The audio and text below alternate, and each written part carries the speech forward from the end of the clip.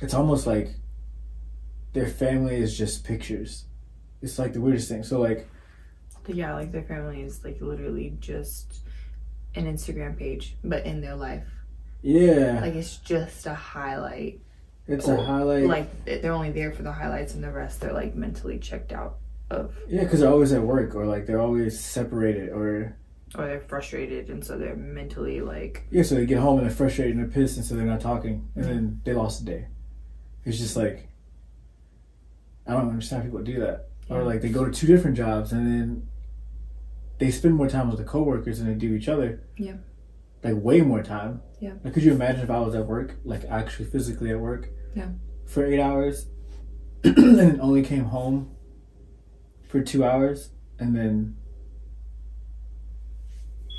I mean, yeah. On top of that, I think what's so cool is even if you do go to work, even if you did go to work, we would still be on top of being friends when you did get home. Yeah. Because it's a priority for us. Yeah. But what's even cooler is because of making our friendship a priority and our relationship a priority, I think that's what gets us to where we are now. This, like, we're like a machine. We know where we want to go. We don't know how we're going to get where we're going to go. A lot of that's, time or God or however. We don't always know how we're going to get to where we're going to go, but we know where we want to go.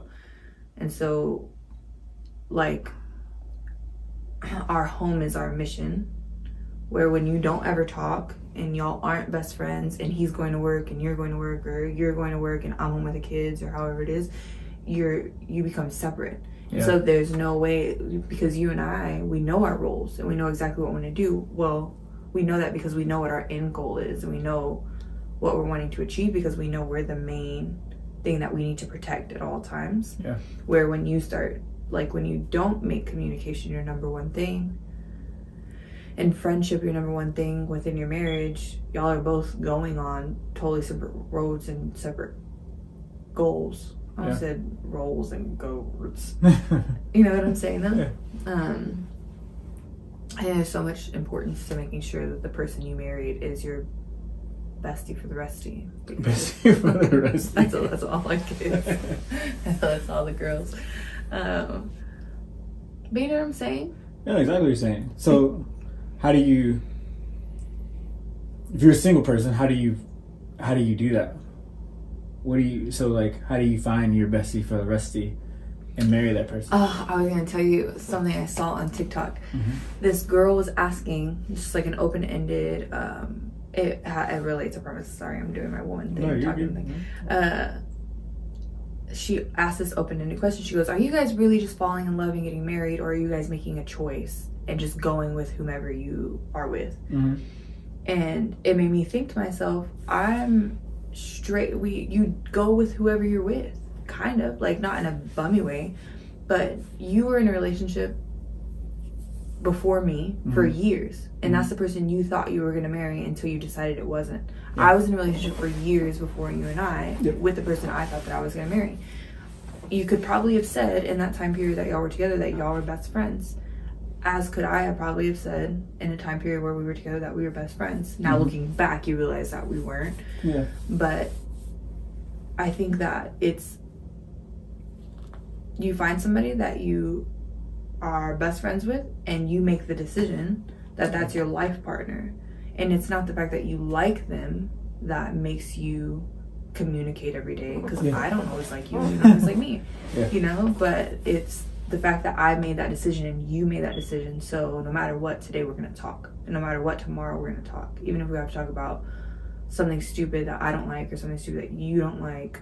We're going to laugh, and we're going to make sure that our friendship is a priority. Yeah. But that question put it in such a different perspective for me, because I was like, no, you're not necessarily falling in love. I feel like you are, and staying in love is very important. But it's not the lovey-dovey. Yeah, when you get Lady in the Tramp. Yeah, when you get married based off being in love, and you think that that's going to stay, you're in for this disgustingly rude awakening, because there's going to be a day you wake up and you're not in love anymore.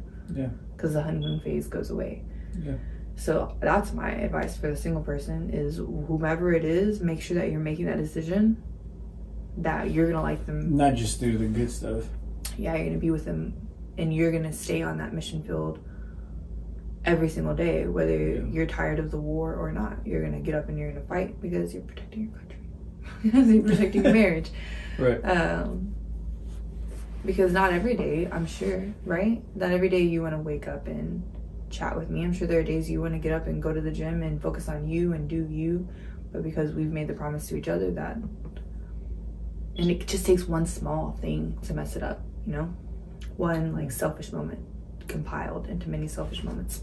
Yeah. Anyway, sorry. No, you're fine. I don't really know where to go with that, but... No, you're absolutely right, though. I mean, I think... if you're a single person watching this and you're trying to find the person that you can spend 10,000 hours with, it's not going to be in their looks.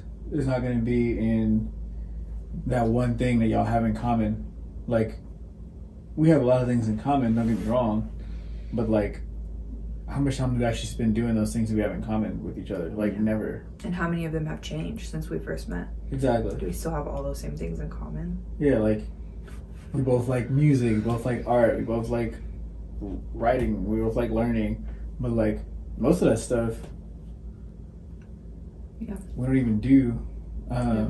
You know what I mean? So it's like, I think there's no real black and white way to even say it. It's kind of just like, you got to make a decision. Like, God didn't say find someone that you're infatuated with and then make them infatuated with you. Yeah. Like, you commit. You commit. Like, you said, this is the person. I mean, yeah, because when you think about, not to get super biblical, but also to get super biblical, when you think about it, he didn't always like the Israelites.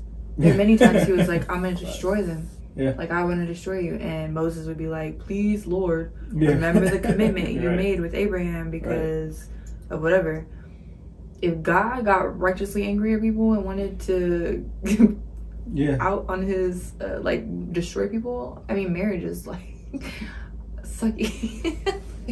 Not sucky, but, like, it's just as bad. Like, we're humans. And so, I mean, I guess the number one tip would be to, one, be in that commitment, and then find somebody who's also committed just as well. Because if you're with a girl who's just like, divorce is on trend, like, it's cool to divorce, and then you marry her, well, you're stupid. That's not something you aligned with. You set yourself up for failure. Yep. Because she's going to ditch you the moment things get rough. Yeah. Yeah. Absolutely. Yeah.